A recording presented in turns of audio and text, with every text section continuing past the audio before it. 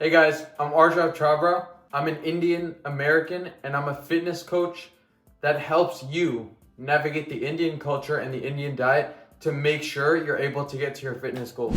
I'm going to show you exactly how to go from overweight or underweight to fit as an Indian while eating Indian foods. A lot of us struggle with our carb-heavy diets, family commitments, and cultural misconceptions when it comes to fitness. It can feel difficult, but like I said, just watch this video. I'm going to give you a step-by-step guide on how to start your fitness journey.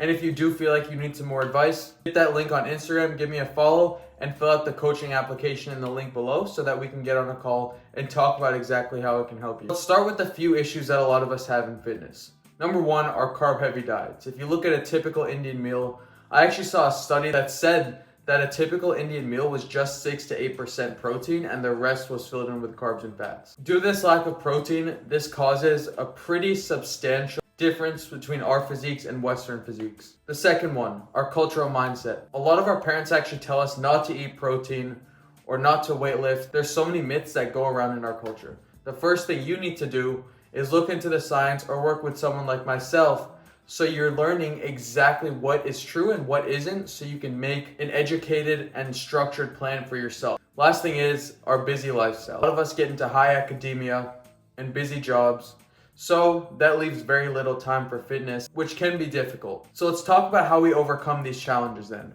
Number one, you need to learn how to balance your plate. So that 6 to 8% protein needs to go up to at least 30 to 40% protein in every meal as a start.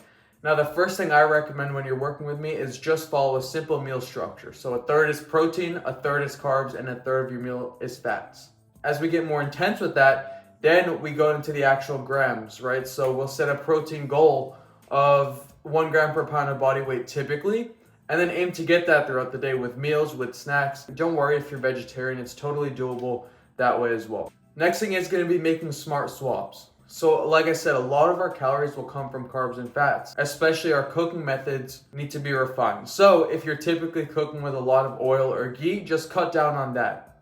If you're typically having 3 or 4 rotis or chapatis with each meal, maybe do 2 of them and have some chicken on the side. Things like that, those small swaps are really gonna start to add up and you'll see changes in your physiques that way. Number 3, start weight training. Now, a lot of us think that cardio is the best way to lose fat and weight training will make you too bulky or even cause some health issues. All of that is false.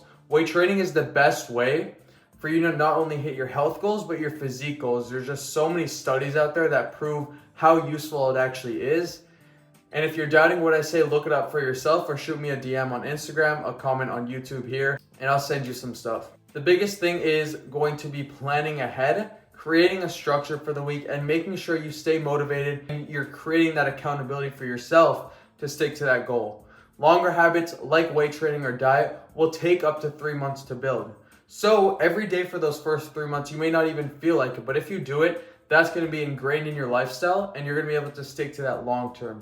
Take my journey, for example. I could never get into the gym, could never get started with weight training or diet. I actually was pretty overweight when I was 16, 17, and all it took me was 3 months of learning how to do it, learning about diet, and as soon as I started seeing progress in those 3 months and after those 3 months, I really got hooked onto it, and look where I am now. So here's a list of typical Indian foods that you can implement in your diet. First things first, vegetables. Now you can see here, most vegetables are okay. If you're adding things like foods with extra oil, you can see gobi here. You want to make sure that you're limiting the portions of those. Vegetarian proteins here, you can see things like Greek yogurt, paneer, egg whites, dal. Even dal in some cases are very helpful for vegetarian proteins. And then we got meat proteins. Now meat proteins, you want to go with leaner ones. Now a lot of us don't eat beef. I don't eat beef myself, but that's going to fall in the fatty category anyway. Like I said, chicken, fish, turkey, those are great options. And then going down into the carbohydrates here. So you can see here, these are a list of carbohydrates I recommend. And last thing is going to be fats. The biggest thing with fats is you want to stick to healthy sources that are high in omega-3s. And then we can talk about supplementation in a different video. So if you follow those couple of steps, you'll be able to hit your fitness goals pretty easily, even while eating Indian foods and living in an Indian household.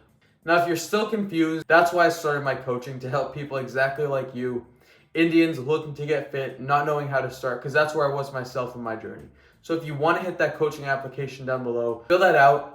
I'll reach out to you. We'll schedule a call. We'll talk about exactly how I can help you get to your goals as quick as possible. And my goal will be to educate you in this process. So when you're done working with me, you have those long-term practices in place. So fitness becomes a second-hand nature for you. And we can start to change the culture together. Subscribe and comment below. Coach by Ardrov out.